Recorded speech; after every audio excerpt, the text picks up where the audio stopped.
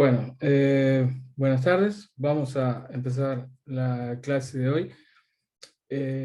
Volviendo a mirar la transparencia con la que habíamos quedado al final de la clase pasada, para ponernos en tema.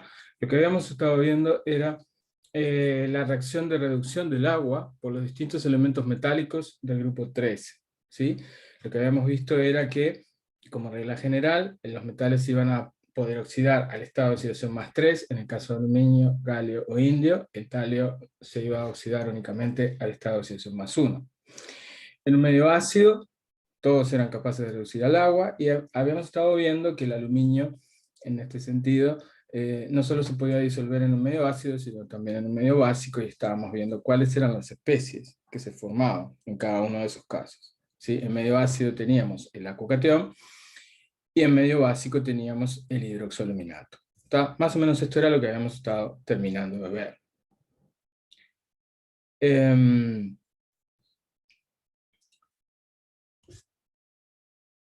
Otra cosa que, ahora empezando en algo nuevo, ¿no? Si fíjense ustedes que si los elementos son capaces de reducir al agua, desde el punto de vista termodinámico también van a ser capaces de reducir el oxígeno, ¿sí? Y van a poder oxidarse y van a poder formar óxidos. Todos los metales, o prácticamente todos los metales, desde el punto de vista termodinámico, pueden oxidarse en presencia de oxígeno y formar óxidos. Lo que pasa es que ustedes ya sabrán que muchas veces los metales expuestos al aire simplemente no se oxidan, o no se oxidan a una velocidad apreciable, a temperatura ambiente en condiciones normales. Y eso tiene que ver con un factor cinético. En el caso del aluminio, por ejemplo, el tema es justamente la formación de un óxido en la superficie del material que impide que la reacción continúe, digamos. ¿Sí? O sea, la pasivación también se da en el caso de la formación de óxido debido a la oxidación por el oxígeno del aire. Pero más allá de que el óxido no se pueda formar directamente, los óxidos siempre hay alguna forma de obtenerlos. Y en el caso de los elementos del grupo 13, acá en esta tablita, están indicados todos los óxidos de composición conocida de los elementos del grupo 13. ¿Sí? Tenemos ahí el óxido de boro, aluminio, galio, indio, y tenemos dos óxidos de talio, porque el talio forma un óxido en estado de oxidación más 3, pero también forma un óxido en estado de oxidación más 1. ¿Sí? ¿Se acuerdan que habíamos estado diciendo en algún momento que los óxidos los íbamos a poder clasificar de acuerdo a su comportamiento ácido-base? ¿Sí? Los íbamos a poder clasificar en ácidos, en básicos o eventualmente en anfóteros. Si yo les dijera que les doy esta tabla y les dijera que entre estos 6 óxidos hay uno que es ácido, hay 2 que son anfóteros y 3 que son básicos, y ustedes tuvieran que elegir cuál es cuál, ¿podrían hacerlo?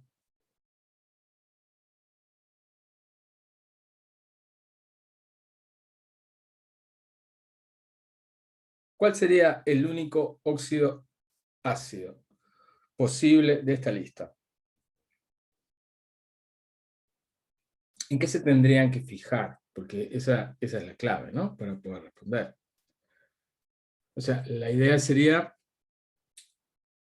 recordar que los óxidos de los metales son básicos, o sea, se disuelven en ácidos.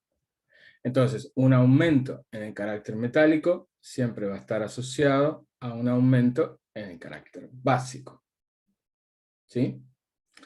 Entonces, si yo le doy esta lista de óxidos y le digo que solo uno es ácido y que ustedes me digan cuál podrá ser, ¿en qué El deberían fijar? boro. Claro, en el elemento que no es metálico. O si tenemos varios elementos posibles, bueno, en el menos metálico de todos, por decirlo de alguna manera. Ustedes saben que en los elementos del bloque P, el carácter metálico aumenta al descender en el grupo. Entonces, más allá de cómo queramos clasificar al boro, si lo queremos poner como no metal o como metaloide, eso es una tontería, preocuparnos por dónde clasificarlo. Lo que está claro es que el carácter metálico aumenta. Entonces, el carácter básico de los óxidos tiene que ir aumentando al descender en el grupo.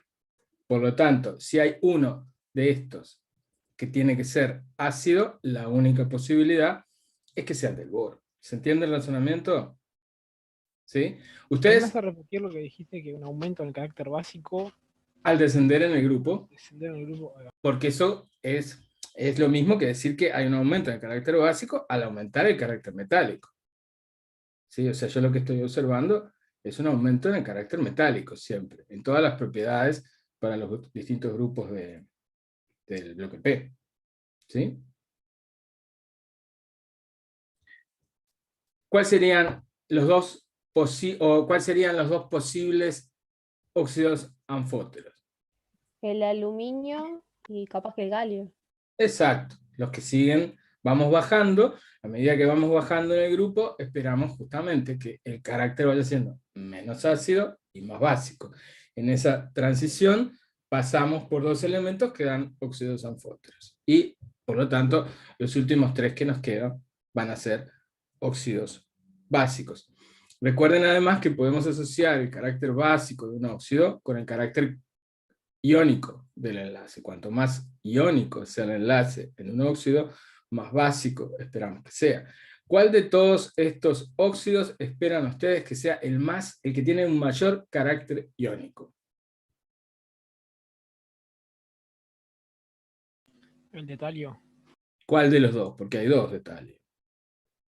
el que esté más cargado, o sea, el de arriba. ¿Por qué el que esté más cargado? Porque la fórmula de Kapuscinski tiene las cargas de anión y O sea, cation. es que ese es un error común que ustedes caen siempre, una vez tras otra. Ustedes tienden a asociar un mayor carácter iónico con una energía reticular más negativa. Eso no está bien. ¿Está? Un mayor carácter iónico solo quiere decir que la energía reticular experimental coincide con la energía reticular que yo calcularía usando un modelo estrictamente iónico.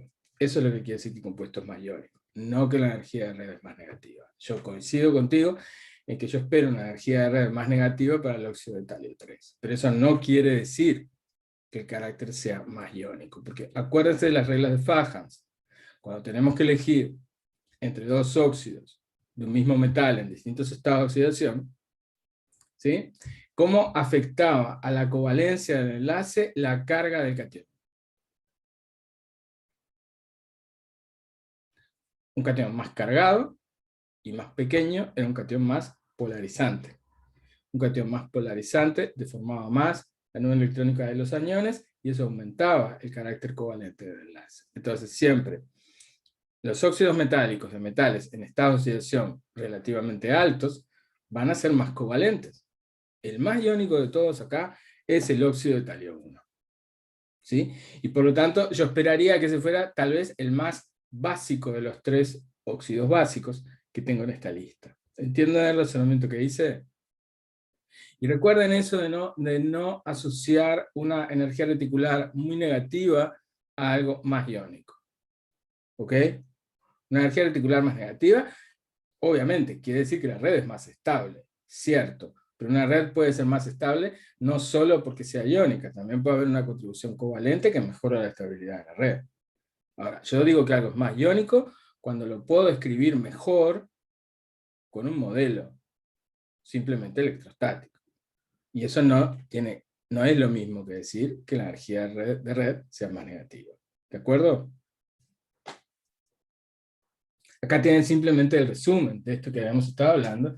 Incluso le escribí una ecuación, porque a mí, y yo insisto en esto, cuando yo digo que algo es básico, yo tengo que ser capaz de representar eso que estoy diciendo con una ecuación química, ¿sí? Tengo que ser capaz de darme cuenta cuál es la reacción a través de la cual yo estoy observando ese carácter básico. Y acá les escribí para el óxido de talio 1, ¿sí? ¿Qué es lo que pasa? Cuando yo lo pongo en contacto con agua, se forma este hidróxido de talio. ¿Qué tipo de reacción? Esta reacción que estamos viendo acá, ¿es una reacción nueva o es una reacción que ya sabíamos, que ya habíamos visto alguna vez? Este es un ejercicio que tenemos que hacer con cualquier reacción nueva que vemos, ¿no? Lo primero que tenemos que hacer es tratar de pensar si se parece a alguna que ya habíamos visto antes, porque eso obviamente nos ayuda a establecer conexiones entre las cosas que estamos viendo. Si no, queda todo un conjunto de datos separados, imposibles de manejar. Lewis. ¿Cómo? ¿Lewis, dijiste?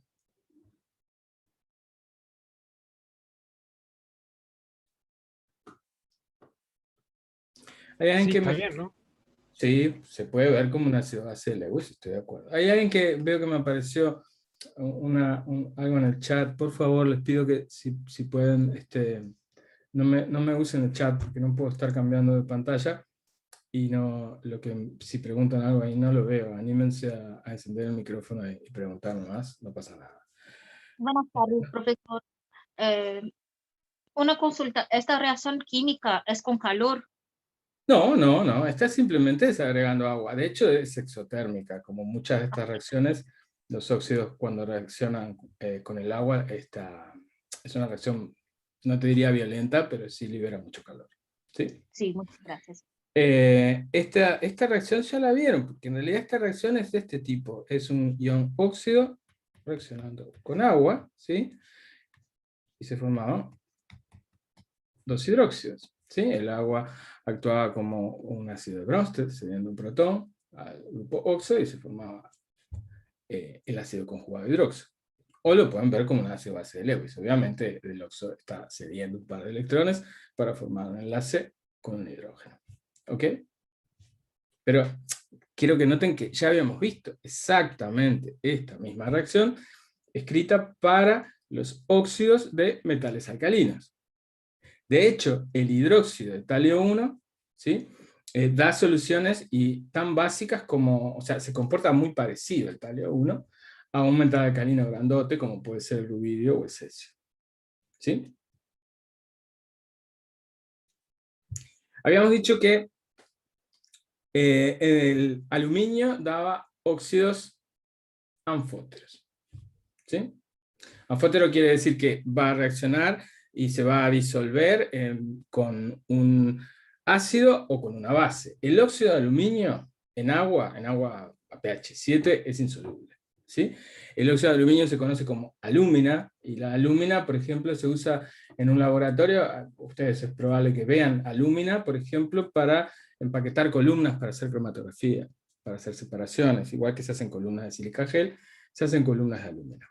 ¿Sí? Seguro que en algún momento en orgánica o en algún momento van a encontrarse con una columna de aluminio. Pero, a pesar de que es insoluble en agua y es insoluble en solventes orgánicos, se puede disolver. Acá estamos viendo, ¿qué cosa? La reacción de disolución de alúmina en un medio básico. ¿Y qué es lo que nos está dando? ¿Habíamos visto alguna vez esta especie que está acá? Sí. ¿Cuándo se formaba esto también?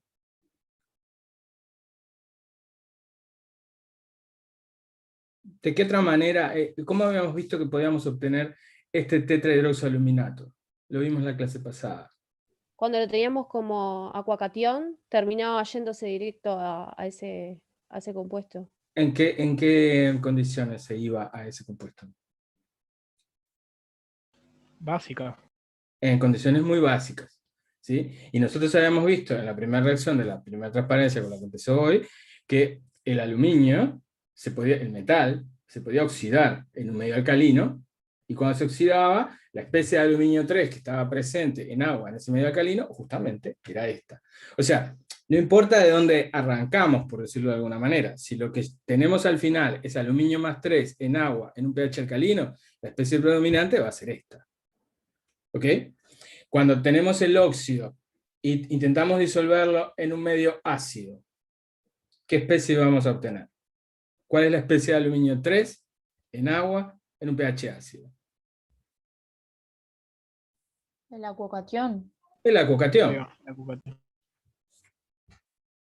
O sea que de alguna manera, o quitándole de alguna manera, ustedes pueden saber qué da la reacción, porque la reacción lo único que puede dar, cuando yo disuelvo un óxido en agua, o en un medio ácido, o en un medio básico, el producto de la reacción siempre va a ser la forma más estable del catión metálico en el pH en el que ustedes estén trabajando.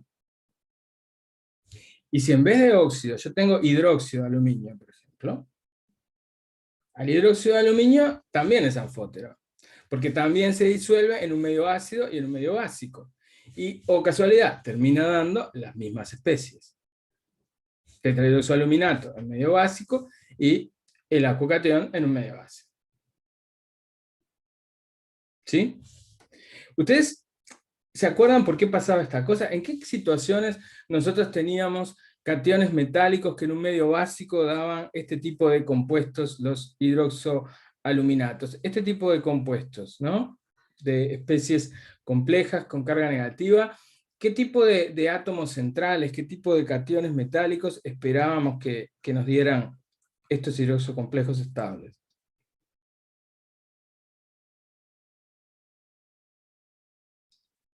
Por ejemplo, Y si en vez eran de aluminio- cargados, pero no tan cargados, tipo +3, el aluminio, el calcio, ¿no? Ah, el calcio creo que no. el calcio en realidad no daba esto. ¿Algún otro cation +2 que sí diera esto? El hierro, Eh, pero todavía no llegábamos al hierro, todavía no lo vimos. Digo, ¿algún cation del tipo de los que ya estudiamos? ¿El el berilio? berilio. El berilio. El berilio +2 daba también un tetrahidroxoaluminato. ¿Y qué diferencia hay entre el berilio +2 y el calcio +2?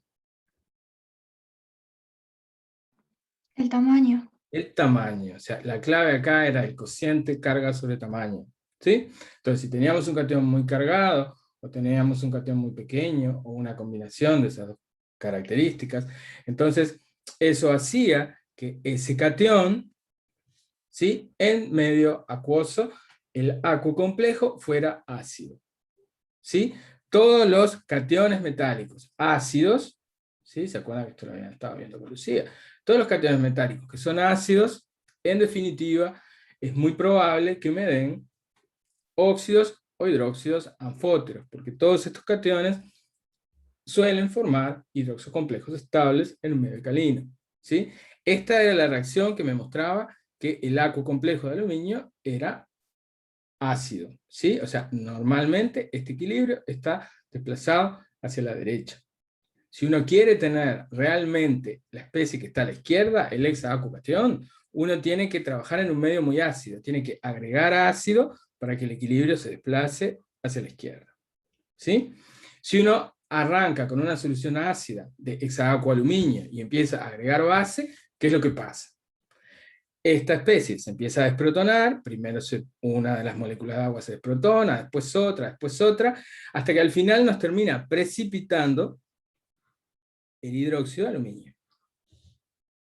¿Sí? Si tenemos el hidróxido de aluminio precipitado y agregamos ácido, vamos para atrás y volvemos a la acuocatión. Si agregamos base, lo disolvemos y tenemos el hidroxoaluminato. Si tenemos un hidróxido y lo calentamos, la reacción que vamos a encontrar frecuentemente es la deshidratación del hidróxido. O sea, se pierden moléculas de agua y lo que se forma es el óxido. ¿Sí? En este caso, de cationes muy ácidos, el óxido va a ser soluble en un medio ácido o en un medio básico. Fíjense que podemos ir para atrás y para adelante en este tipo de sistemas. Pero no importa cómo nos movamos, las únicas especies posibles en solución acuosa son las que están en rojo, las únicas especies posibles en solución acuosa son las que están en azul, y normalmente a un pH 7 lo que tenemos son especies insolubles, que pueden ser o bien el hidróxido o el óxido. Esto habían visto una diapositiva casi igual con Lucía, o sea, Lucía le había puesto las fórmulas en otro orden en la pantalla, pero la idea era exactamente la misma. ¿Sí? ¿De acuerdo? ¿Tiene alguna duda de esto? ¿Por qué hago hincapié en esto? Porque, bueno, esta propiedad del aluminio, por ejemplo, permite, por ejemplo, obtener óxido de aluminio, o permite purificar aluminio en el proceso de obtención industrial. El aluminio en la naturaleza se encuentra de distintas maneras, o sea, se puede encontrar formando parte de aluminosilicatos. ¿Se acuerdan de lo que eran los aluminosilicatos? Eran compuestos en donde algunos átomos de silicio en los silicatos eran sustituidos por cationes aluminio +3. Obtener aluminio a partir de un aluminosilicato es un proceso, desde el punto de vista industrial, absolutamente ineficiente, porque la cantidad de aluminio que hay en el aluminosilicato es muy baja. Pero en la naturaleza también podemos encontrar aluminio en forma de óxido. ¿sí? El óxido más común de aluminio, el mineral más común, es la bauxita. Pero obviamente, como cualquier mineral, no viene puro, viene ese óxido de aluminio ahí, viene mezclado, sobre todo con óxido de hierro y con óxido de silicio. El hierro y el silicio son de los elementos más abundantes de la corteza terrestre y están por todos lados. Entonces, si nosotros queremos obtener aluminio a partir de la bauxita, el primer paso siempre es sacarnos de encima todos los otros óxidos de todos los demás elementos que no nos interesan. Entonces, este esquema de reacciones es un esquema que se conoce desde fines del siglo XIX, o sea, no es muy nuevo, la verdad, pero que se basa justamente en estas propiedades, en las diferentes propiedades ácido-base de los óxidos que forman parte del mineral. ¿Sí? Lo primero que se hace es agarrar el óxido y tratarlo con una solución alcalina a una temperatura elevada. O sea, lo primero es esta etapa. ¿Sí? ¿Notan algo raro en esta ecuación? Es a 200 grados. ¿Y por qué dice agua líquida? ¿Puede ser eso? No, tendría que estar como vapor. Me puedo haber confundido, pero en este caso no me confundí. Pero es a presión. Ah, exactamente. Cuando ustedes vean algo así, se tienen que dar cuenta que la forma de mantener el agua líquida a esa temperatura es trabajando a una presión más elevada, en un recipiente cerrado. ¿Sí? Entonces, cuando la mezcla se somete a estas condiciones, ¿qué le va a pasar al óxido de aluminio? Bueno, nosotros ya habíamos visto que el óxido de aluminio se disolvía con facilidad para dar el tetrahidroaluminato. ¿Qué le pasa a los demás óxidos? Bueno, en resumen, ninguno de los demás óxidos se puede disolver en estas condiciones, en este medio alcalino. ¿Ok? Ni siquiera el óxido de silicio, que es un óxido ácido, se puede disolver en estas condiciones porque en solución acuosa este proceso no se da. ¿Sí? Entonces, uno disuelve solo el óxido de aluminio y todos los demás elementos quedan sin disolverse. ¿Sí? Ya sea formando el óxido original o formando un hidróxido, como el caso del hierro. Entonces, todo lo demás se puede separar por filtración, ¿sí? Y nos quedamos con una solución que únicamente contiene aluminio. A esta solución que únicamente contiene aluminio, estamos acá en esta etapa, ¿sí? Lo que se hace es bajarle el pH con cuidado, ¿tá? No se le pone clorhídrico concentrado, se trata de bajar el pH en forma controlada, y lo que se logra es precipitar el hidróxido de aluminio. ¿Sí? Una vez que se precipita el hidróxido de aluminio, se separa, se calienta, y al calentar, ¿qué es lo que pasa? La reacción que tenemos acá. O sea, fíjense que todas las etapas de este proceso Bayer son exactamente las mismas que estuvimos viendo en la transparencia, en la diapositiva anterior. ¿Sí? Arrancamos del óxido de aluminio y llegamos al óxido de aluminio. Alguien puede decir, ¿para qué tanta vuelta? Bueno, lo que pasa es que arrancamos de un óxido de aluminio impurificado, mezclado con varios otros óxidos, y al final terminamos teniendo un óxido de aluminio más puro. Esa es la idea. ¿Sí? Una vez que se tiene el óxido de aluminio puro, recién ahí se intenta hacer la reducción del metal a metal cero. ¿Sí?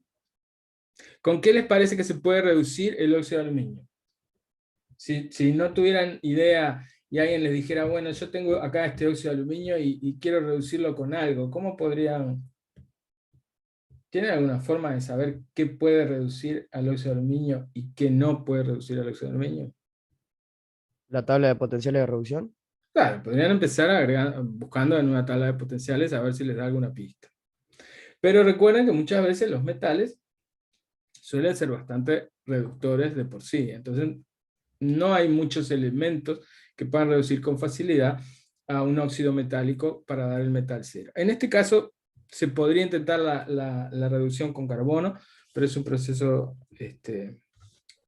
que no se usa, requiere condiciones que no son fáciles de conseguir. Entonces, la forma industrial de obtener aluminio es a partir de un proceso electrolítico, igual que lo que habíamos visto en el caso de los metales alcalinos. O sea, estos metales que son muy reductores, muchas veces se terminan obteniendo por un proceso electrolítico. Y acá tenemos un esquema de cómo sería el proceso, ¿sí? Obvio que no puede haber agua, igual que en el caso de los metales alcalinos.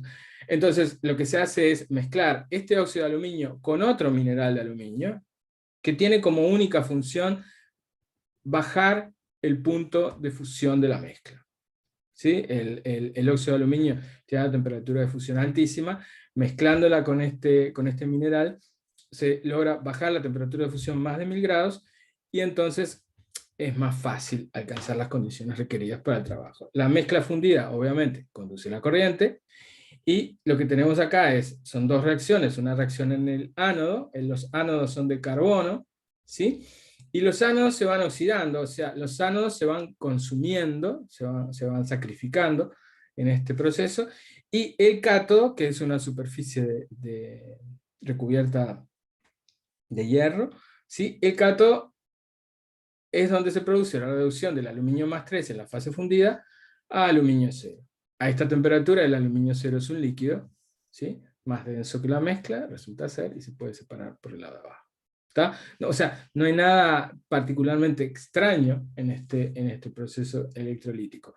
Pero la condición para que esto se pueda usar es que el óxido de aluminio esté purificado previamente y no haya otros iones metálicos, porque si no, si hubiéramos metido óxido de aluminio y purificado con óxido de hierro, cuando nosotros hacemos la electrólisis, en el cátodo, en vez de obtener aluminio, vamos a obtener hierro, por ejemplo. Entonces no nos sirve. ¿De acuerdo? Pero me gustaba este ejemplo para que ustedes vieran, sobre todo la parte previa, ¿no? Cómo lo que habíamos estado viendo, de las propiedades generales del comportamiento químico de óxidos e hidróxidos, era aprovechable en un proceso real, ¿sí? O sea, no es solo una discusión académica de para dónde van los equilibrios, sino que uno puede aprovecharse de ese comportamiento para hacer lo que uno necesita hacer. Ahora vamos a concentrarnos en el boro, ¿sí? El boro tenía un comportamiento diferente, habíamos dicho. Habíamos dicho que el óxido de boro era ácido. Y eso no nos sorprendía porque, bueno, el boro es un no metal, el enlace boro-oxígeno obviamente que tiene que ser mucho más covalente. Y entonces lo que deberíamos hacer es escribir cuál es la reacción del óxido bórico con agua y mostrar que efectivamente lo que se obtiene es un ácido. ¿Ok? Y esa es la reacción que tenemos escrita acá. Eso que está a la derecha es lo que se conoce como ácido bórico. ¿Qué estructura tiene eso? En realidad, el ácido bórico, escrito de esa manera, uno puede quedar dudando de qué está unido con qué, ¿no? O sea, si hay hidrógenos unidos directamente al boro, o cómo están conectados los átomos en esa molécula. Pero en realidad la forma en la que están conectados queda más clara en la expresión que puse ahí abajo. O sea, hay un átomo central de boro que está unido a 3 átomos de oxígeno, y cada uno de esos átomos de oxígeno está protonado, por decirlo de alguna manera. ¿Sí? Esa es la fórmula del ácido bórico, que en realidad uno lo mira así y hasta parece un hidróxido, ¿no? Pero no es un hidróxido, porque la gracia de un hidróxido es que cuando uno agrega un hidróxido en agua, el hidróxido lo que hace, si es soluble, es ionizarse en un catión y aniones OH-. Esa es la gracia de un hidróxido. Pero si ustedes ponen el ácido bórico en agua, eso no es lo que va a ocurrir. ¿Qué es lo que va a ocurrir en ese caso? Lo que va a ocurrir es algo así, ¿sí? Acá tienen la estructura, tienen la fórmula del ácido bórico extendida, y qué es lo que pasa cuando se pone esto en contacto con una molécula de agua. Ustedes piensen que el boro, acá, ¿cuántos electrones, si hacen la cuenta, ¿no? Si hacen la fórmula de Lewis, ¿cuántos electrones hay acá alrededor del átomo de boro? 6. 6. Solo 6. ¿Y cuántos podría llegar a haber? 8. 8. Entonces, una característica de los compuestos de boro es que muchas veces los compuestos que forman van a ser lo que ya habíamos visto, esta expresión la habíamos visto en algún momento de hidruro. Son compuestos que se llaman deficientes en electrones, sobre todo pensando en que pobre el boro, quedó con menos electrones que los 8, que todos los demás elementos de la tabla consiguen 8, y el boro es el único nabo que se queda con menos. Entonces, pobrecito, ¿qué va a querer hacer el boro? Conseguir, como sea, otro par de electrones para completar el octeto. Es como que el octeto es mágico y todos quieren tener 8 electrones. Entonces, acá, ¿quién le va a ayudar al boro a completar el octeto? Cualquier nucleófilo. Cualquier cosa que ande en la vuelta, ¿sí? Que tenga, como la molécula de agua, pares de electrones que no están usando para nada, ¿sí? Va a poder atacar a ese átomo de boro. Y eso es lo que estamos viendo en este esquema, ¿sí? Lo que se va a formar, ¿qué es? Se va a formar una cosa así.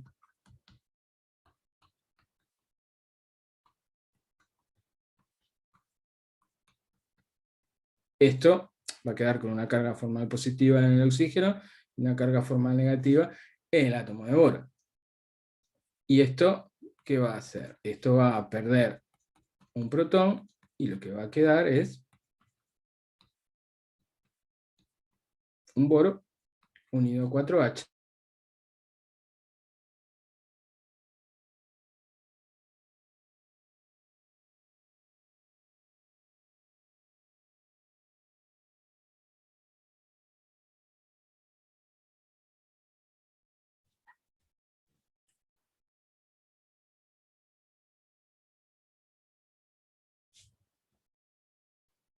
¿Alguna vez habían visto algo con una fórmula parecida a esto?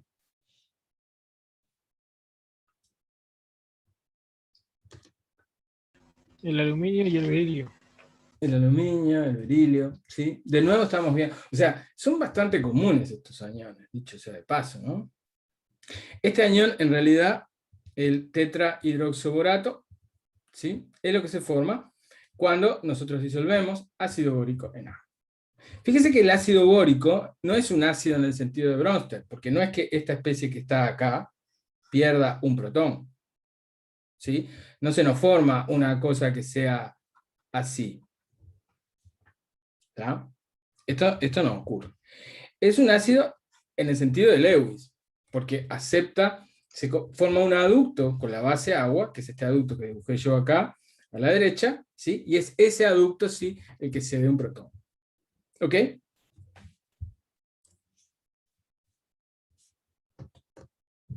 es lo que, esta última ecuación que apareció, qué es lo que nos está diciendo? ¿Qué información nos está dando?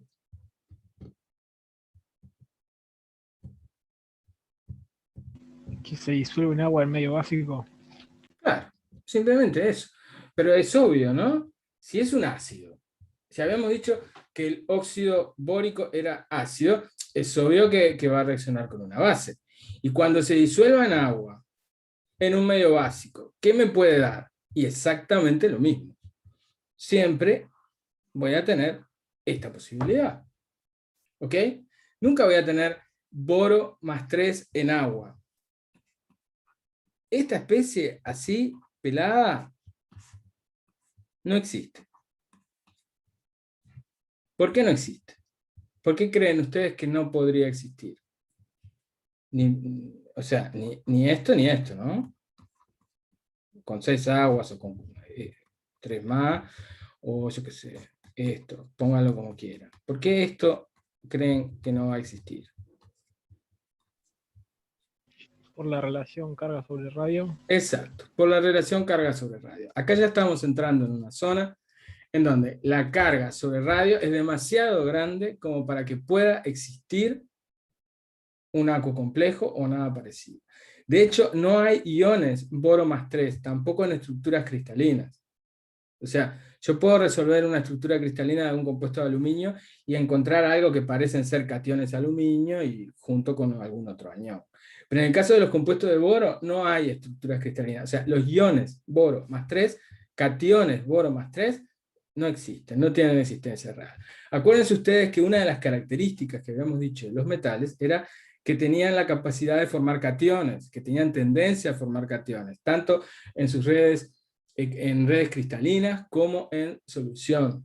Pues acá lo que estamos viendo justamente es un típico no metal que no tiene la capacidad de formar cationes. Entonces, cuando ustedes tienen un compuesto de boro más 3, quiere decir que tienen un compuesto en estado de oxidación formal, más 3, pero nunca van a tener verdaderos cationes más 3, porque el boro no puede formar nunca enlaces iónicos, y no puede formar enlaces iónicos, recuerden las reglas de Fajas, no puede formar enlaces iónicos porque es un catión demasiado pequeño para la carga tan alta que tiene, y cualquier enlace va a estar sumamente polarizado. ¿De acuerdo? Acá tienen digamos, una representación de cómo es la estructura en el sólido, en el ácido bórico. Acá este punteadito simplemente está indicando que se pueden formar muchos enlaces de hidrógeno entre una molécula y otra, ¿sí? El ácido bórico, obviamente que es soluble en agua. ¿Por qué? Porque también puede formar la molécula de ácido bórico enlace de hidrógeno con el agua. Una cosa que no les comenté, o que no les pregunté, ¿qué les parece que le puede pasar a esto, al ácido bórico, si agarro y lo caliento?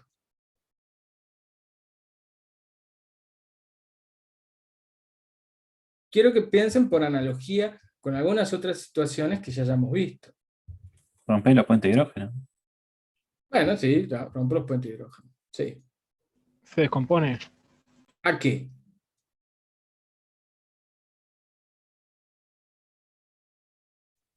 Porque, a ver, la respuesta a qué pasa cuando yo caliento esto, hay dos posibles respuestas. Una respuesta es, no le pasa nada. Otra respuesta es, se descompone. Bueno, está. Entonces, si se fuera a descomponer, ¿a qué se descompondría?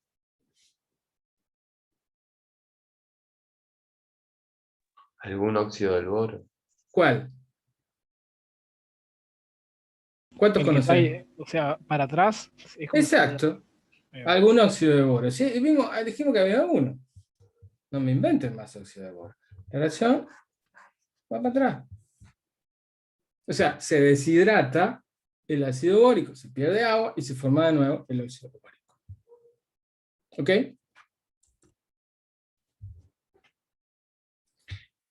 O sea, si caliento mucho, pasa eso. Si caliento poco, puedo llegar a obtener algo que es una estructura intermedia. O sea, fíjense lo que se está formando acá. Se está formando algo en donde tenemos varios átomos de boro por molécula. Ese es solo un ejemplo. Estas especies es lo que se conoce como boratos condensados, porque esta reacción de cuando uno tiene moléculas pequeñas que se empiezan a pegar unas con otras, generalmente eliminando agua, cosas así, ese proceso se conoce como condensación. ¿Sí? Entonces, acá tienen en la representación de la izquierda, ¿cuál sería la fórmula de este borato condensado? Que se conoce en realidad la fórmula, el nombre vulgar de esto es ácido metabórico. Este es el ortobórico y el cíclico es el metabórico. Pero también podemos tener especies cargadas, ¿sí?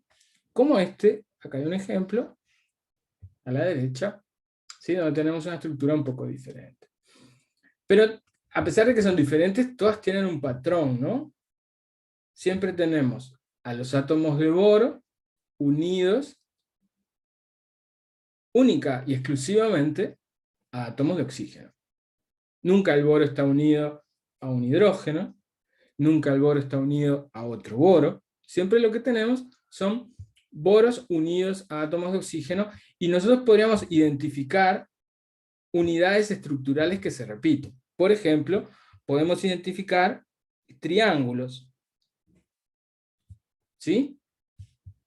Que es lo que está representado acá en la transparencia como BO3, ¿sí?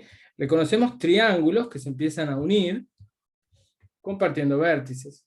O, en casos como esto, acá lo que tenemos es una unidad tetraédrica, ¿sí? Esto no es cuadrado, esto no es plano, es un tetraedro en realidad. El dibujo no lo muestra bien, pero es como que acá tuviéramos este enlace para adelante, este para adelante, y estos dos para atrás, por ejemplo, ¿no? Para imaginarnos cómo eso podría ser un tetraedro. Entonces, de esta manera, o sea, si ustedes una cosa como esta, por ejemplo, la calientan más, sigue perdiendo agua y al final terminamos en el óxido bórico cuando ya no haya más hidrógeno que sacar por ningún lado. ¿De acuerdo?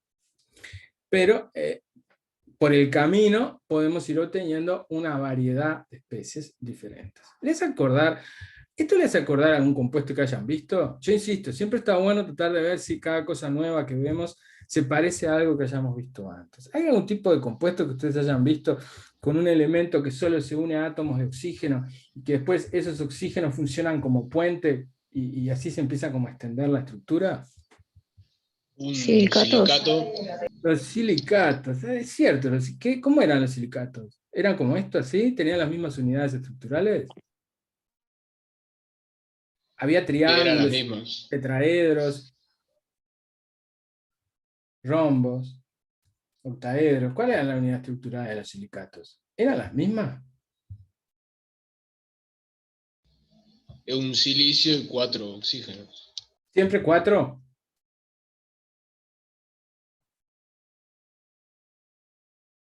Podían ser 5. Buen intento, pero no. Siempre 4 es la respuesta correcta. Siempre 4. El silicio, los silicatos, siempre teníamos una única unidad estructural, que eran esos tetraedros formados por un silicio en el medio y 4 oxígenos, y siempre compartían un tetraedro se unía a otro compartiendo vértices. En el caso de los boratos hay una diferencia, y es justamente debida a que el boro, a veces en vez de 4 enlaces, forma 3. Pobre el boro, ¿sí? Solo puede formar a veces 3 enlaces, se tiene que joder con 3 y no llega a 4, y eso hace una diferencia desde el punto de vista estructural. Pero yo estoy de acuerdo con ustedes en que hay un parecido entre los boratos y los silicatos. Dicho sea de paso, ¿el silicio en la tabla periódica dónde estaba? ¿Está cerca del boro? ¿En qué lugar? ¿Cómo están puestos boro y silicio en la tabla? Diagonal. En diagonal. A veces pasaban cosas, ¿no? Se llamaban relaciones diagonales. A veces el litio tenía algunas cosas que se parecían al magnesio, el berilio tenía un montón de cosas que se parecen al aluminio, por ejemplo, todo este tema de óxidos, hidróxidos, anfóteros.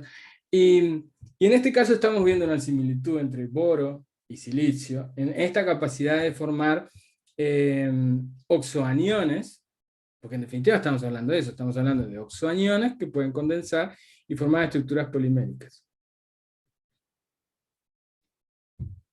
¿Tienen alguna duda hasta acá? ¿O seguimos? Vamos a hablar un poco ahora de hidruros. O sea, siempre vamos como haciendo la misma comparación, ¿no? Para cada grupo vemos más o menos cómo es el comportamiento de los elementos solos, cómo son los óxidos, cómo son los hidruros y cómo son los haluros. Esa es nuestra manera de irlos comparando. Entonces, ahora que ya vimos los óxidos, vamos a ver los hidruros. Y vamos a empezar por los hidruros del boro porque son más entretenidos. El hidruro más simple de boro, uno podría imaginar que sería este que está acá, entre signos de interrogación. ¿Sí? Si esto existiera, sería una cosa así, ¿no? Algo así. El problema, esta especie en realidad se ha observado en condiciones experimentales muy particulares, pero lo que se encuentra es que siempre esta especie tiene una enorme tendencia a dimerizar, ¿sí? O sea que 2 de estas terminan dando siempre una de estas. Es como que la especie BH3 es demasiado inestable y 2 BH3 se combinan para dar el diborano. O sea que a todos los efectos prácticos, el diborano, este que está dibujada la estructura acá y que tiene una fórmula B2H6, a todos los efectos prácticos, el diborano es el hidruro de boro más simple que existe. ¿Está? Vamos a ver un poco alguna característica de este compuesto. Acá tienen una representación con datos de la estructura, o sea, cuáles son los ángulos de enlace, cuáles son las distancias de enlace. ¿Qué es lo que ven acá en este esquema? ¿Qué información les está dando? ¿Qué les está diciendo? ¿Qué está unido a qué? Y aparte de eso, cuando yo digo qué información les da, seguramente debo estar pensando en algo que ustedes no se imaginan que es, pero a ver. Cuando ustedes ¿El hidrógeno está unido a 2 cosas? ¿A 2 boros? qué raro eso, ¿no? Sí, está unida a 2. ¿Te parece feo eso? ¿Por qué te preocupa?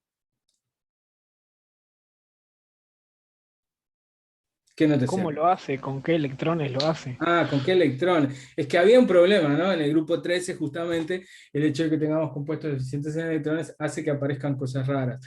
Pero volviendo a lo que les estaba diciendo hace un ratito, lo que a mí me parece, por lo menos yo como químico, ¿no? Cuando veo un diagrama de estos, lo primero que me empiezo a fijar, cuando tengo así una tabla de datos, es, bueno, y el ángulo ahí de enlace, más o menos, ¿no?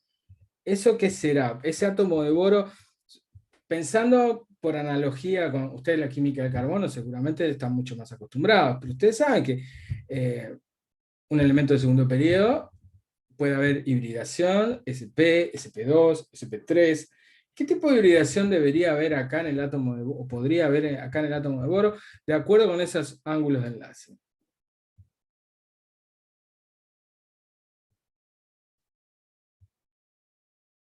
SP3.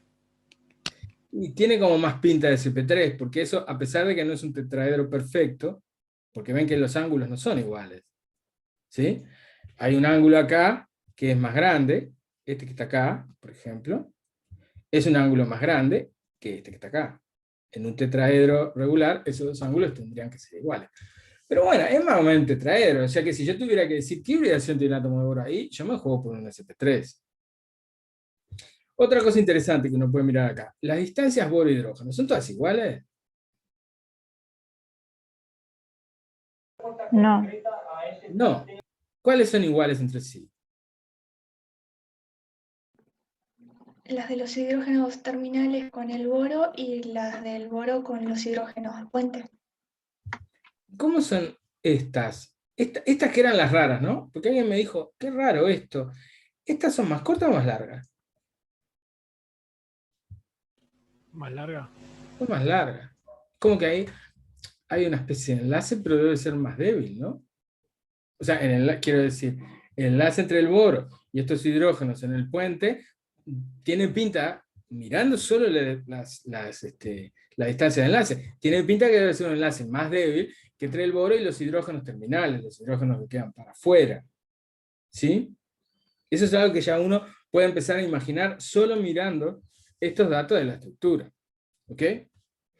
Ahora, el tema de los electrones, ¿no? Si nosotros hacemos la cuenta de los electrones, cada boro tiene 3 electrones, hay 2 boros, eso nos da 6 electrones, después tenemos 6 átomos de hidrógeno, son 6 electrones más, en total tenemos 12 electrones para poner acá si queremos hacer una fórmula de Lewis. Entonces, fíjense en esto que tenemos acá.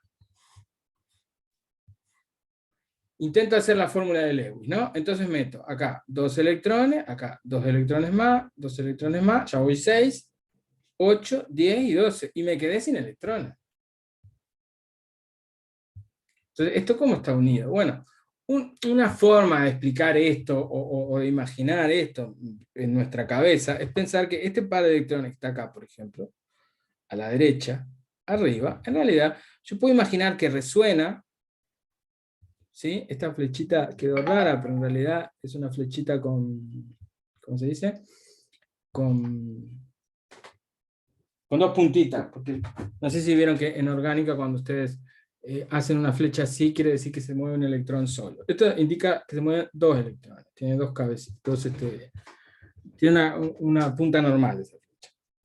Entonces, si nosotros nos imaginamos que este par de electrones se puede mover, llegamos a la forma resonante que está abajo. Esta es una forma de explicar, ¿sí? Planteando estas 2 formas resonantes, nosotros podemos imaginarnos qué es lo que está pasando ahí. En realidad lo que está pasando ahí es que hay solo un par de electrones que de alguna manera está deslocalizado entre esos 3 átomos, entre los 2 boros y el hidrógeno puente, están deslocalizados y mantienen, como representa acá la figura de la izquierda, abajo, ¿sí? Un único par de electrones es el responsable de mantener unidos a esos 3 átomos. Evidentemente, ese enlace tiene que ser más débil, porque no es como que muy poco electrón para mantener todo armado. Entonces, que ese enlace es más débil era algo que habíamos deducido a partir de la distancia de enlace. Otra forma de explicar esto sin formas resonantes es pensar cómo sería un diagrama de orbitales moleculares en este caso. Vamos a intentar hacer un diagrama de orbitales moleculares. Y para hacer el diagrama de orbitales moleculares, obvio, ustedes no vieron cómo construir un diagrama de orbitales moleculares para especies con una estructura más compleja como esto. Pero olvídense de cuál sería la, digamos, nosotros no le vamos a pedir a ustedes que ustedes armen nunca un diagrama de orbitales moleculares de una cosa complicada.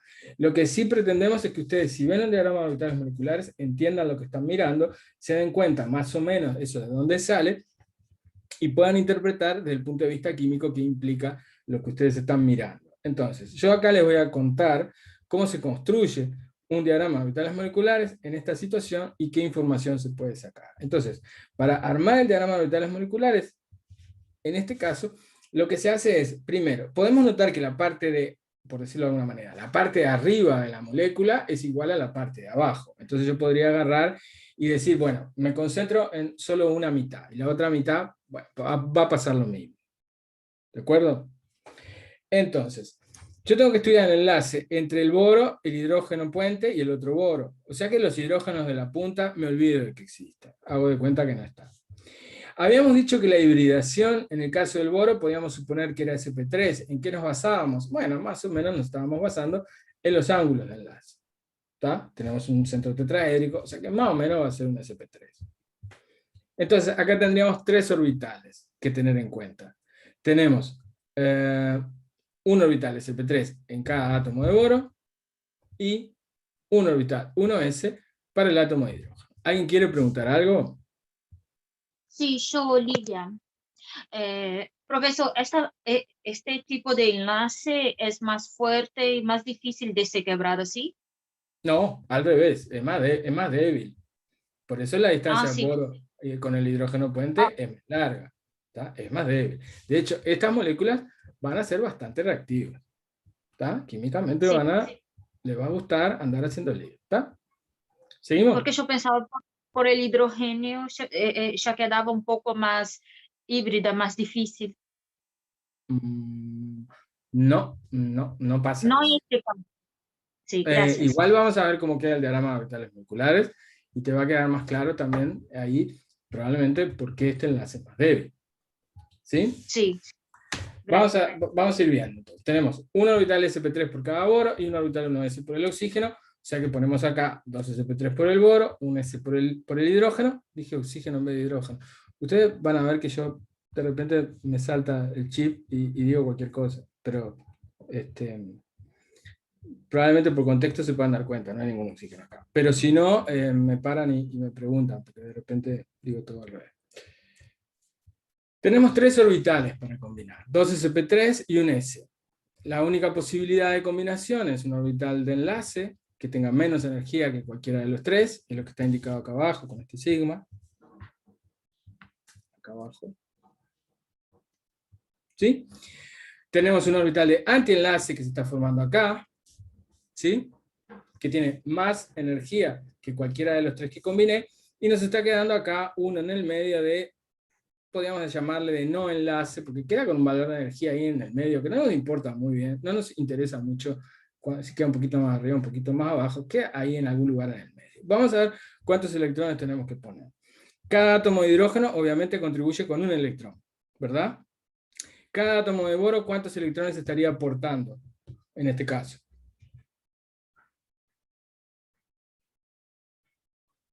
Tres. Chan, 3 en total, ¿no? Cada boro tiene 3 en total. Pero, si suponemos que estos enlaces de las puntas son normales, acá ya hay un electrón y otro electrón, una crucecita para los electrones de los hidrógenos. Todo el mundo sabe que los electrones de los átomos de hidrógeno son crucecitas y no puntitos. ¿Ok? Entonces ya gastamos 2 electrones de los 3 que tiene el boro. Nos va quedando 1. ¿Sí? ¿Está claro hasta ahí? A su vez, este boro tiene un electrón solo. Y este boro también. Pero no puedo poner los dos arriba, porque si no acá abajo no me queda nada. ¿Entienden lo que quiero decir? Sí, No se sé entiende. No, yo no entendí. Terminás de explicarlo, ¿no? Eso último que dijiste. A ver, el boro, cada uno de los boros ya usa 2 de sus 3 electrones de valencia para formar los enlaces con los hidrógenos terminales. O sea que nos van quedando solo 2 electrones en total, porque 4 ya están usados, 2 a la izquierda y 2 a la derecha. ¿Sí? Nos quedan solo 2 electrones. Pero esos 2 electrones, uno por cada boro, los tengo que dividir entre la parte de arriba de la molécula y la parte de abajo, porque son iguales. Entonces me va a quedar solo un electrón para la parte de arriba y un electrón para la parte de abajo. Entonces acá solo puedo poner un electrón. ¿Sí? Entonces, esos 2 electrones, cuando se forman el enlace, van a aparearse en este orbital molecular de enlace. ¿Cómo es este orbital sigma enlazante? Este orbital sigma enlazante lo podemos imaginar como la suma de los 3. Es como un orbital que va a tener esta forma. Es un orbital que está deslocalizado sobre los 3 átomos y que tiene solo 2 electrones. Entonces, por eso es como un enlace más débil que los enlaces comunes, por decirlo de alguna manera, porque en un enlace común, ustedes tenían 2 electrones entre 2 centros atómicos. ¿Sí? Había un par de átomos, el par de electrones estaba localizado ahí en el medio, ¿está? Y ese era un enlace normal. Pero acá tenemos un par de electrones para unir a 3 átomos. Entonces, obviamente, la fuerza de atracción tiene que ser un poco menor. Esto se conoce como enlaces tricéntricos de 2 electrones. Y de ahí viene esta especie de abreviatura, digamos. Esto es 3 centros, 2 electrones. ¿Sí? Estos enlaces, obviamente, van a ser más débiles que un enlace covalente localizado. Y estos enlaces van a ser característicos en la química del boro, cuando el boro forma especies un poquito más complicadas. ¿De acuerdo? ¿Alguna duda hasta acá o seguimos? Quiero que distingan acá, esto no es que sea importante, pero a veces puede ser confuso si uno no cuida la palabra que usa. Cuando tenemos esta situación, que es la común y corriente, la que todo el mundo vio desde la escuela, ¿sí? 2 moléculas de agua, donde acá hay un enlace de hidrógeno, esto nosotros le llamamos enlace de hidrógeno. Esto se llama enlace, no puente de hidrógeno. Puente de hidrógeno se le decía en 1950. ¿Tá? No se dice más puente de hidrógeno, esto se dice enlace de hidrógeno y se reserva la expresión puente de hidrógeno para estos casos así, donde tenemos enlaces tricéntricos deslocalizados por 2 electrones. ¿Sí? Los libros viejos de biología también a veces le llaman puente de hidrógeno a esto, que está recuadrado. ¿Sí? Y hablan de la estabilización de las cadenas de ADN o la estabilización de las proteínas por puentes de hidrógeno. Pero en realidad los libros más nuevos de biología molecular ya cambiaron también la nomenclatura y todo el mundo en la actualidad, creo que todo el mundo en la actualidad dice o debería estar diciendo enlace de hidrógeno a este fenómeno que tenemos abajo y reservar la expresión puente de hidrógeno para lo que tenemos arriba, como en el caso del diborano. ¿Está claro? O sea, no es algo difícil de entender, es simplemente un problema de definición de en qué caso usamos una palabra y en qué caso usamos otra. ¿Sí? Entonces, volviendo a la sorpresa de alguien de que ese hidrógeno está formando 2 enlaces, me parece que ahora está claro. El problema con el hidrógeno formando 2 enlaces es que alguien estaba preocupado porque capaz que el hidrógeno estaba superando una capacidad máxima de 2 electrones en su nivel de valencia. Lo que estamos viendo acá es que el hidrógeno en realidad no está rodeado de más de 2 electrones. Sigue habiendo solo 2 electrones. El problema es que esos enlaces que habíamos dibujado, ¿sí? Este enlace que habíamos dibujado acá, un palito para cada lado, este enlace no significa lo mismo que en química orgánica. Ustedes en química orgánica, cuando ven una rayita, ¿qué dicen? Hay un par de electrones. El problema es que eso sí, cuando hay carbono, esa representación de Lewis siempre Siempre funciona de esa misma manera. Pero a veces, en este tipo de compuestos, que haya una rayita no quiere decir que hay un par de electrones. La rayita lo único que está indicando es la conectividad. Está indicando que este átomo se conecta con este, y que hay cierto grado de enlace entre los dos. ¿Sí? Es obvio para dónde va esto, ¿no? O sea, si el boro, si pueden juntar dos átomos de boro y formar estos enlaces raros, ¿por qué en vez de dos no se juntan más? Y de hecho se pueden juntar más. Y existen hidruros de boro en donde por molécula hay más de 2 átomos. Acá tenemos a la izquierda un hidruro de boro donde tenemos 6 átomos de boro. Las pelotitas azules siempre son las de boro y las pelotitas blanquitas chiquitas son hidrógenos. ¿Sí? ¿Por qué le muestro esto? Para que sepan que existe, para que sepan que la química es más complicada de lo que uno pregunta en los exámenes. ¿A qué les hace acordar esto? A la posibilidad de que el boro forme hidruros cada vez más grandes. ¿Hay algún otro elemento que ustedes conozcan que forma hidruros así, que empiezan a crecer y... Silicato también. ¿Cuál? No. El silicio. No, porque Hidrocarburos. los silicatos, ¿a qué se unía el silicio? A oxígeno.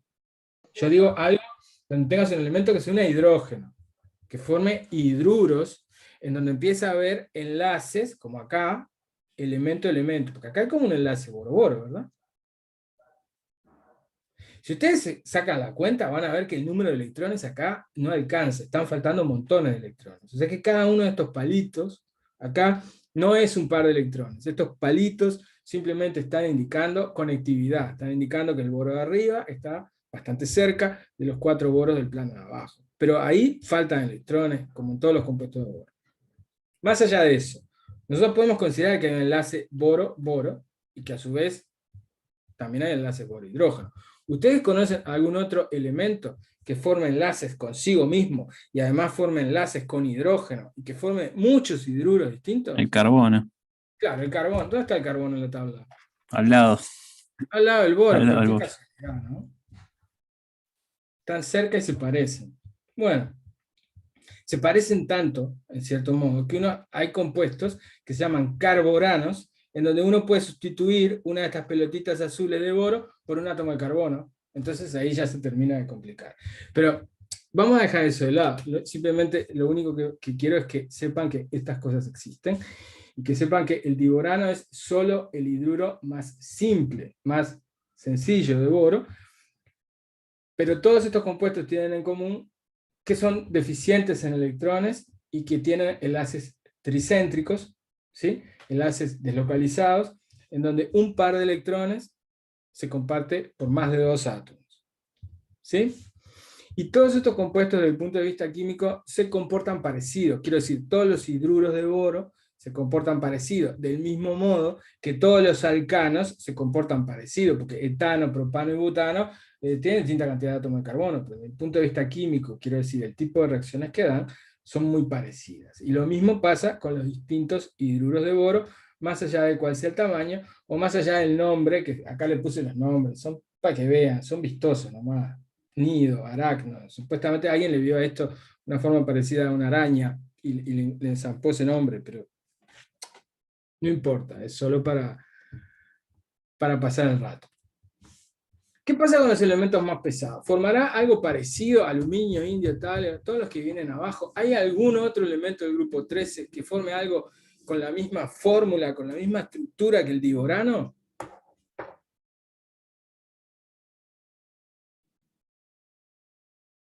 Lean la transparencia, por favor. Aparentemente el galio. Y el galio. O sea, el aluminio, que es el que está abajo, no. De ninguna manera.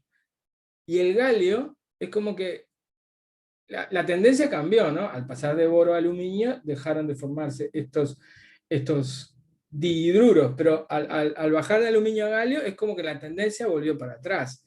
Esto es de esas cosas que nosotros decimos, bueno, acá hay una alternancia, ¿no? Es como que el elemento del periodo 4, en esto por lo menos, se parece más al elemento del periodo 2 que el elemento del periodo 3. Hice como un trabalenguas, pero ¿entienden lo que quiero decir? Uno esperaría que el galio se parezca más al aluminio que al boro, ¿no? Sin embargo, acá hay como esta, entre comillas, irregularidad, que hace que el elemento del periodo 4, el galio, se parezca más al boro que al aluminio. No es que en todo el galio va a ser igual al boro, pero es que en algunas cosas es igual y nos recuerda más al boro que al elemento que tiene arriba o al que tiene abajo, que es el índice. ¿Sí? ¿Qué pasa con el aluminio? ¿Cómo era el hidruro que formaba el aluminio? Nosotros habíamos visto esta estructura, la habíamos visto como un ejemplo de hidruro intermedio, ¿sí? Y le habíamos comentado que cada aluminio estaba rodeado de 6 hidrógenos, cada hidrógeno está rodeado de 2 aluminios. Bueno, rodeado de 2 aluminios es mucho decir, está unido a 2 aluminios, pero no habíamos dicho nada de cómo era el enlace, y alguien podía pensar que que había iones H- y iones aluminio 3+, pero no es lo que pasa. No es lo que pasa. Y si ustedes se fijan, acá también están faltando electrones, y en realidad acá también hay enlaces tricéntricos deslocalizados del tipo aluminio, hidrógeno, aluminio. O sea que acá también los hidrógenos están formando puentes de hidrógeno en la estructura de este hidruro que es tridimensional. ¿Sí? Ahora, bueno, antes de hablar de la química de los hidruros, quiero presentarles podemos decir una familia, pero en realidad son solo dos aniones que se conocen como hidruros complejos, porque eso es lo que son, un átomo central y 4 H- en una disposición tetraédrica, ¿sí? Que son bastante comunes para el boro, cuando M es boro y cuando M es aluminio. ¿Sí? Acá tenemos en la primera reacción un ejemplo de esta especie. ¿Cómo se llamará esto? ¿Qué nombre puede tener esto? Inventen algo. Borano de sodio. Borano no, porque borano tiene terminación de algo neutro, ¿no? Como alcano. Borhidruro. Ah, borhidruro puede ser, borhidruro de sodio. ¿Les suena eso alguna vez? ¿Escucharon eso? No. ¿Están haciendo orgánica? Sí, en orgánica creo que lo dimos, pero Ah, en orgánica yo también creo que lo dieron. Sí, sí. Sí, pero el nombre no, yo no me lo acuerdo. Ah, sí. Borhidruro de sodio. En realidad ese es el nombre que le dan los químicos orgánicos. Todo el mundo sabe que los químicos orgánicos son raros. El nombre inorgánico de esto sería tetrahidroborato de sodio. Porque la terminación para algo negativo, complejo negativo, es ato. ¿Está? El átomo central es boro, o sea que tiene que terminar en borato. 4 ligandos hidruro, tetrahidroborato de sodio. Pero borhidruro de sodio está bien, obviamente. ¿Sí? ¿Y cómo se forma esto? ¿Qué está pasando acá? ¿Alguien me puede decir cómo se dará esta reacción? Esto que está acá, ¿no? ¿Qué nombre tendrá?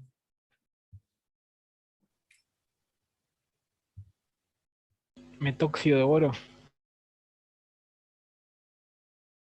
Sí, podría ser metóxido de boro, o trimetoxiboro, si quieres indicar la estequiometría, ¿no?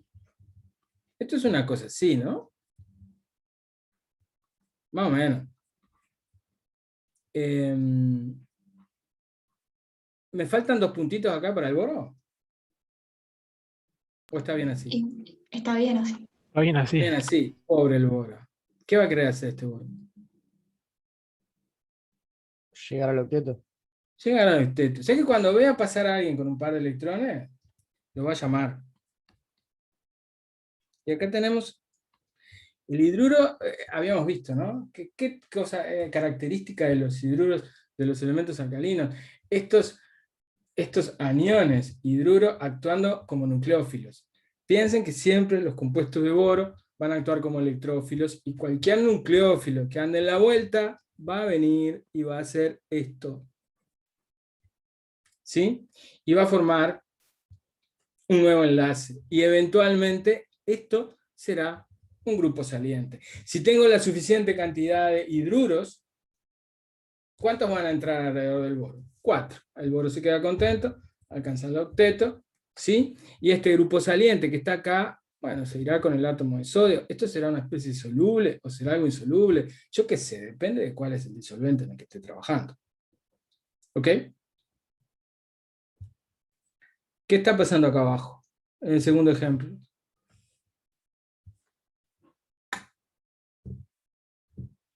Lo mismo, ¿no? Exactamente lo mismo. Exactamente lo mismo. Podían habérselo puesto, pero en realidad lo puse para que vean que parece otra reacción, pero es la misma. ¿Y acá? ¿La tercera?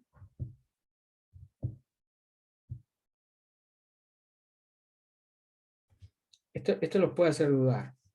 Porque esto, Y es más o menos lo mismo, ¿no? esto es raro. Pero esto es una cosa así. Un cloro, otro cloro, pum, pum, aluminio, cloro, cloro, cloro y cloro. De todos modos, como esto da trabajo escribir, vieron que los químicos somos muy atorrantes, esto ponemos así. A veces lo pueden ver escrito así. Esencialmente lo que está pasando es lo mismo. ¿Está? El aluminio, igual que el boro, desde el punto de vista químico, muchos compuestos de aluminio se van a comportar como ácidos de Lewis. Cualquier nucleófilo que pase por ahí, lo mismo. Esto viene por acá, pero el aluminio no tiene por qué cumplir con la regla del octeto, porque la regla del octeto solo vale para los elementos del segundo periodo.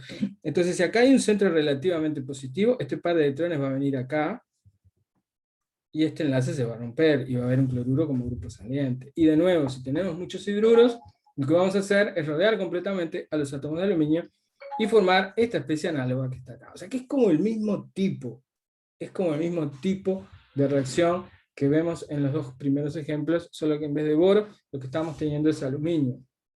¿Sí? ¿Algún nombre para esto? ¿Cómo se llamará esto? Tetrahidroxialuminato de... tetrahidroaluminato de litio, ¿puede ser? Tetrahidroaluminato de litio. Acordate que hidroxi... Claro, sí me di cuenta, sí. De aguache. ¿Sí? Y en química orgánica esto es más conocido como el hidruro de litio de aluminio. Ese es el nombre que le dan en orgánica. Y los dos, el hidruro de litio de aluminio y el borhidruro de sodio en química orgánica se utilizan, adivinen, como reductores. Que los hidruros de los elementos del grupo 1 y 2 eran justamente eso, eran muy buenos reductores.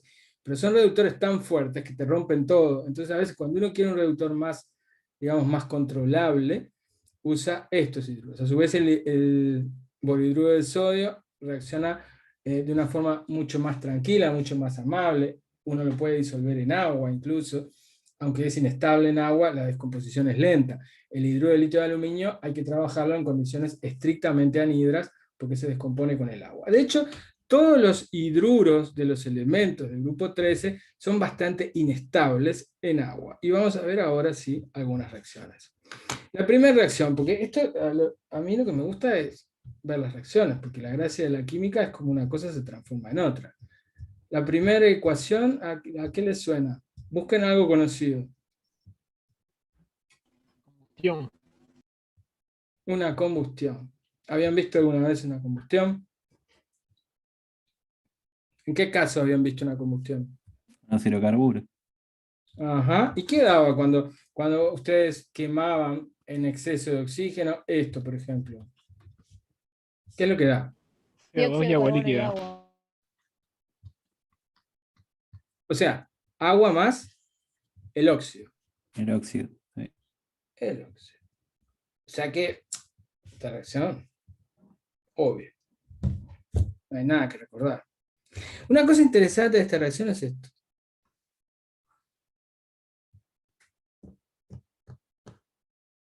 Ese valor, digamos, grande, chico. Grande, Enorme. está en kilojoule. Enorme. Enorme, ¿no? Está en Enorme. kilojoule.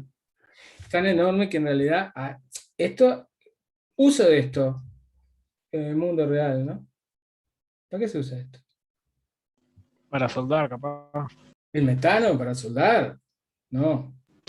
No, estaba diciendo el delta Ah, H es de urano, urano no. o el- No se usa para soldar. No. El metano, digo, ¿para qué se usa normalmente? Los alcanos, principal uso de los para alcanos. el gas de cocina. Claro, se usan para quemarlo, se usan como combustible, ¿sí? Entonces, alguien re inteligente, ¿qué se le ocurre? Usar esto como combustible. Y como tiene un delta H tan grande, dijo, esto como combustible es impresionante. Y se usó en los años 60, se investigó un montón sobre la química de los hidruros de boro para usarlo como combustible de cohetes, ¿sí? El problema es que la reacción no es tan buena como parece, porque ¿se acuerdan qué pasaba con la combustión de los alcanos si el suministro de oxígeno no era completo? ¿Qué podía pasar? Se producían otros productos como monóxido de carbono. No era Aparecían como- otros productos como monóxido de carbono. ¿Algún otro producto de la combustión incompleta? hollín, ¿Y el zinc qué es? carbono sólido. Carbono, ¿sí? Entonces con el diborano pasaba lo mismo. La combustión tiene un delta H muy bueno, pero si no es completa, tiene sus problemitas. Entonces esto fue un intento interesante de la segunda mitad del siglo XX, pero en realidad quedó en la nada. O sea, no se utiliza en la actualidad como combustible de nada. Solo fue una posibilidad que finalmente se descartó. Segundo caso, segunda reacción. ¿Qué estamos viendo acá?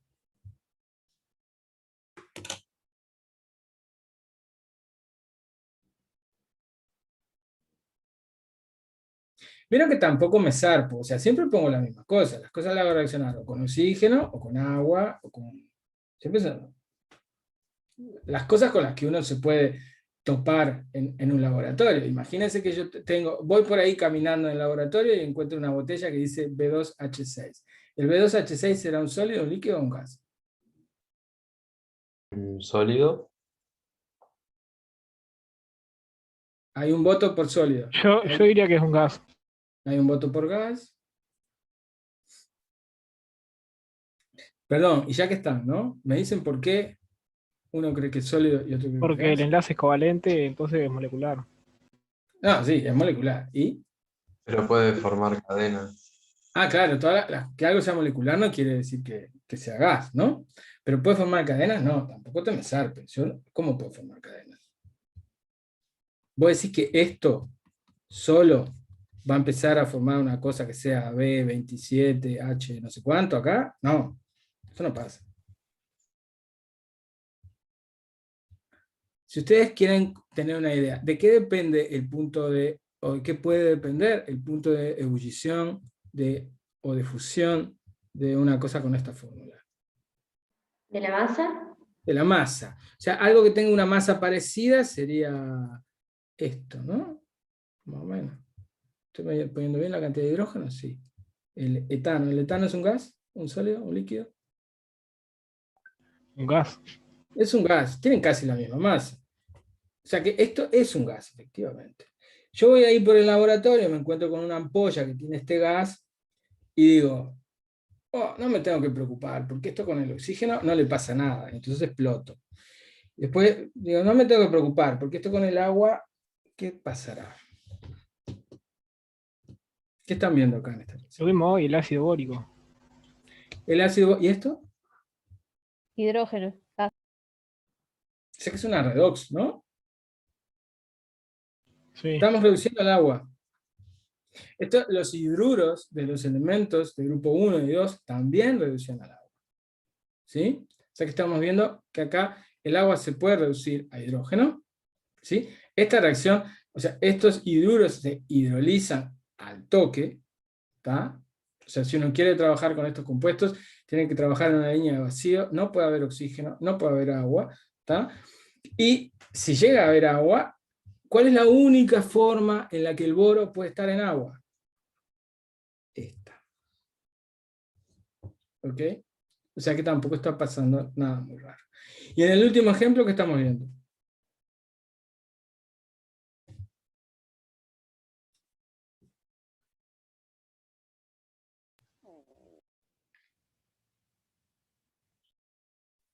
De vuelta se redujo el agua, ¿no? De vuelta se redujo el agua. Exacto.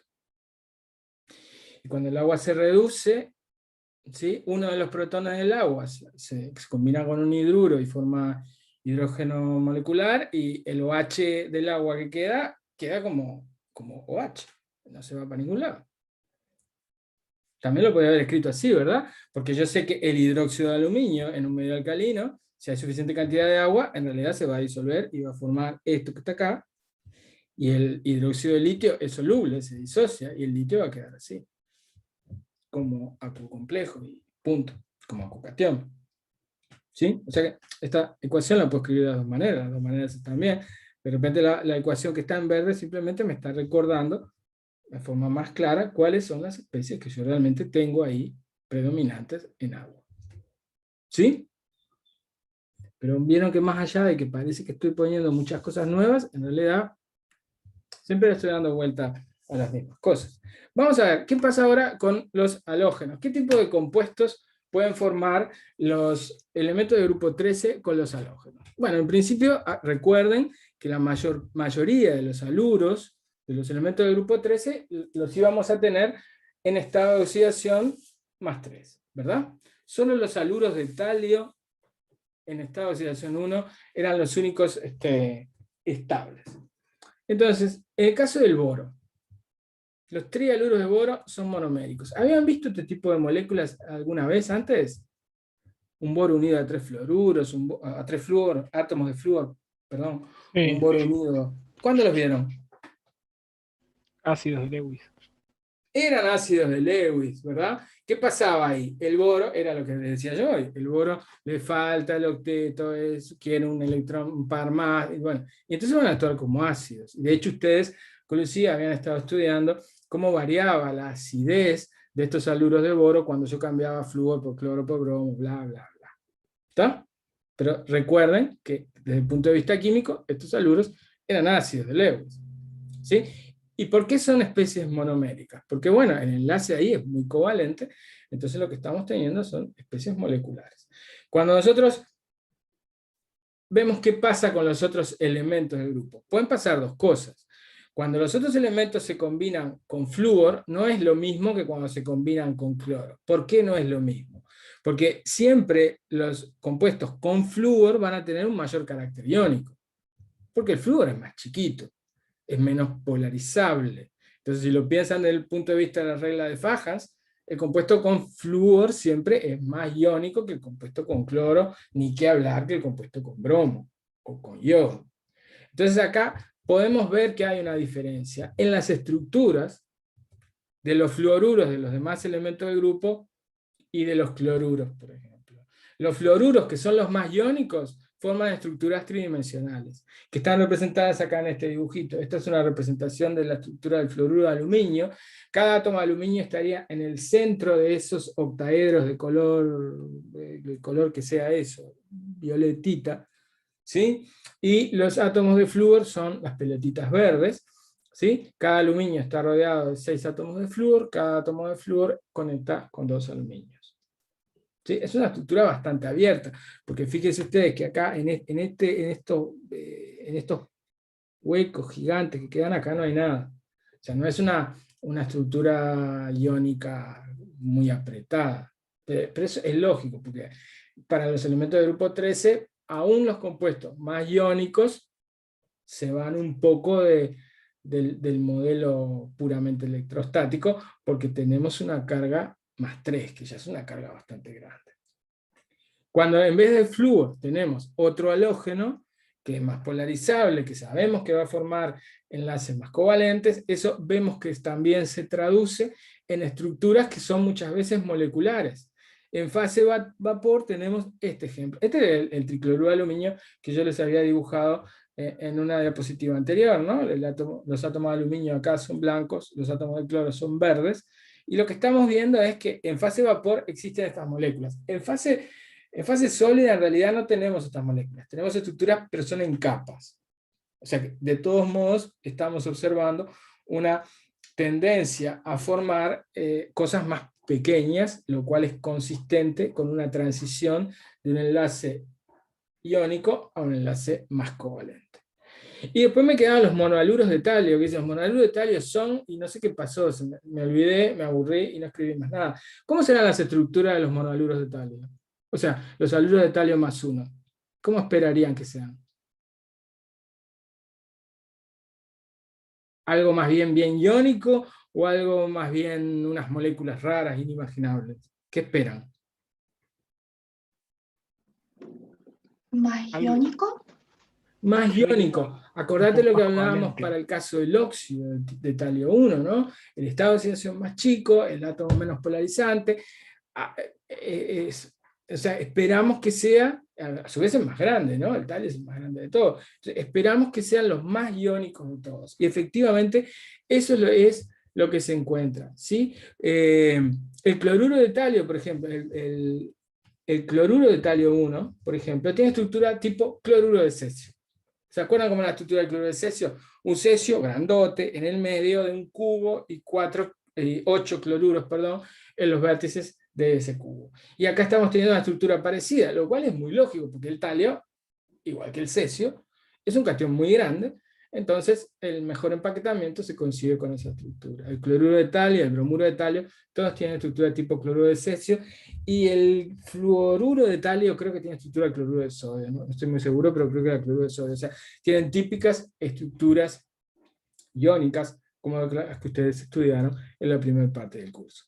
¿Sí? O sea, que lo que estamos observando acá es cómo el tipo de compuesto que se forma me va mostrando, en definitiva, la transición de especies 100% covalentes, digo, predominantemente covalentes, como en el caso del boro, a especies que son predominantemente iónicas, como el caso de los haluros de talio.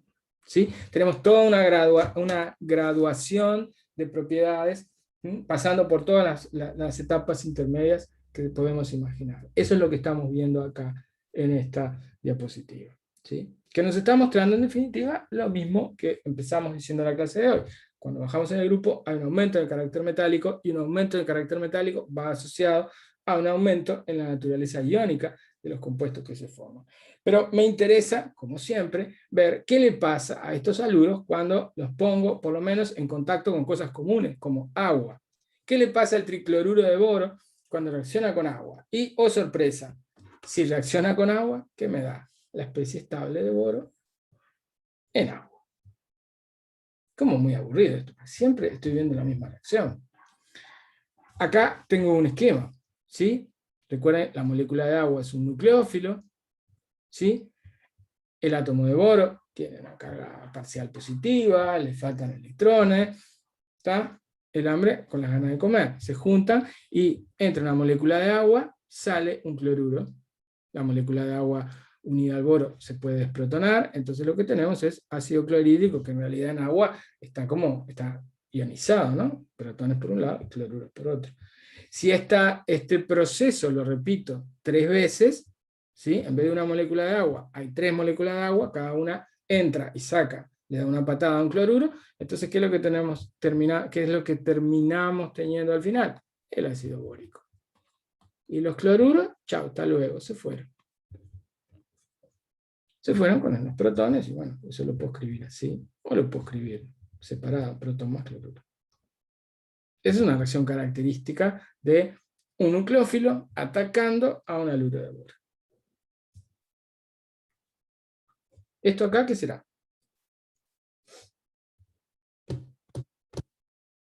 En el fondo es muy parecido, porque fíjense que tienen un halogenuro de boro, el trifluoruro, ¿no?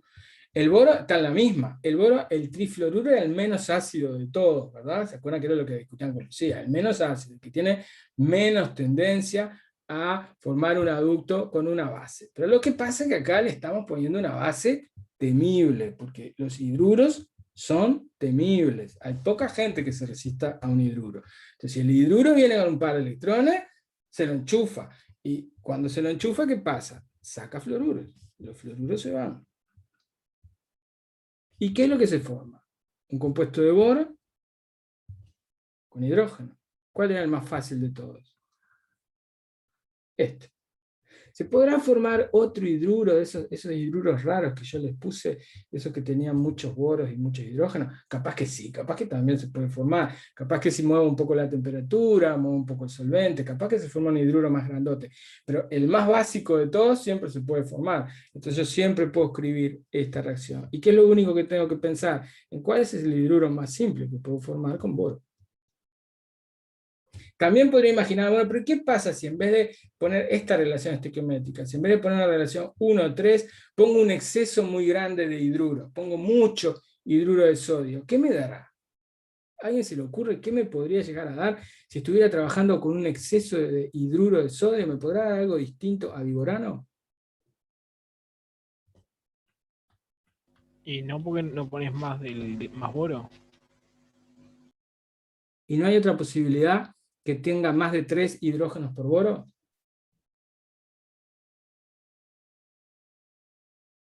El hidruro de boro y sodio, que no me acuerdo el nombre. Esto, exactamente. Tengo muchos hidruros, y los hidruros, ¿qué hacen? Se la agarran con el boro. O sea, el producto acá, el producto mayoritario, ¿no? Va a depender ¿de qué? De cuál es la relación estequiométrica. Por eso esta ecuación me tomé el trabajo de igualarla. Si tengo pocos hidrógenos respecto a átomos de boro, esto no se va a formar porque no le alcanza la cantidad. ¿Sí? Pero si trabajo en un exceso de hidruro, el boro-hidruro es un producto posible. ¿Se entiende? ¿Entienden cuál es la lógica atrás de esto? Y la última reacción. ¿Qué nos está mostrando esta reacción? Podría haberla escrito así también. ¿Qué nos está mostrando esta reacción?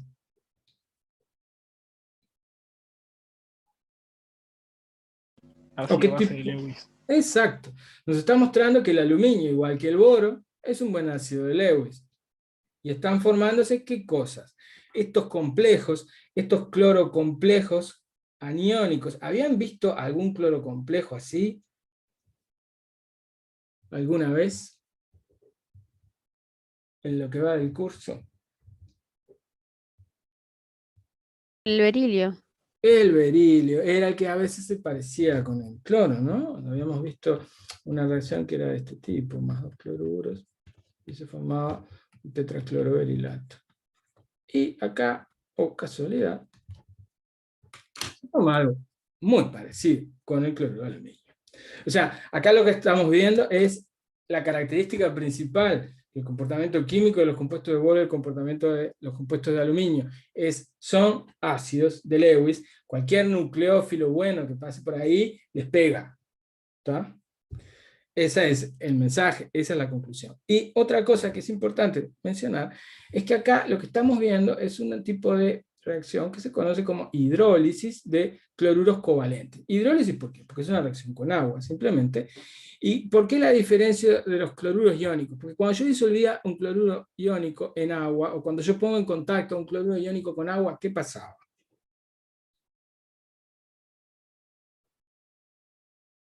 Se ioniza. Claro, no pasaba nada, solo se ionizaba. ¿Sí? Si el cloruro de boro fuera un cloruro iónico, acá quedaría, daría hierro 3 más acuoso, más 3 cloruro menos acuoso. Si fuera iónico, lo que pasa es que no es iónico, ni de cerca, porque esto no existe. Entonces, cuando tenemos cloruros que son covalentes, no tenemos la disolución con ionización, porque no se forma un catión. Tenemos otro tipo de proceso en donde se forman enlaces nuevos. Acá había enlaces covalentes, boro-cloro, y en el producto final termina habiendo enlaces boro-oxígeno. ¿De dónde viene ese oxígeno? Del agua. ¿Tá? La reacción de hidrólisis de hidruros covalentes generalmente consiste en reacciones donde el agua ataca como nucleófilo al cloruro del otro elemento. ¿Ok? Vamos a terminar por acá. Bueno, en realidad termino con esto porque es la última y ya terminamos la clase de hoy. Simplemente acá les estaba mostrando que en algunos casos particulares podemos tener compuestos en donde el estado de oxidación parece no ser ni 1 ni 3, como en el segundo caso, el cloruro de indio uno lo mira, saca la cuenta con las reglas y dice, acá hay un indio estado de oxidación más 2. En realidad eso no es lo que pasa, porque lo que pasa es que no todos los indios son iguales. Qué raro sonó eso. Algunos son más 1, otros son más 3. Y todos los átomos son diferentes. Entonces lo que tenemos acá es lo que se conoce como un compuesto de valencia mixta. Es el nombre que le damos cuando tenemos diferentes cationes de un mismo elemento en un compuesto. Esa es una de las posibilidades de que nos veamos, nos encontremos, nos topemos con un compuesto que tiene el metal en un estado de oxidación extraño. Y la otra posibilidad es siempre que se formen enlaces entre el mismo elemento.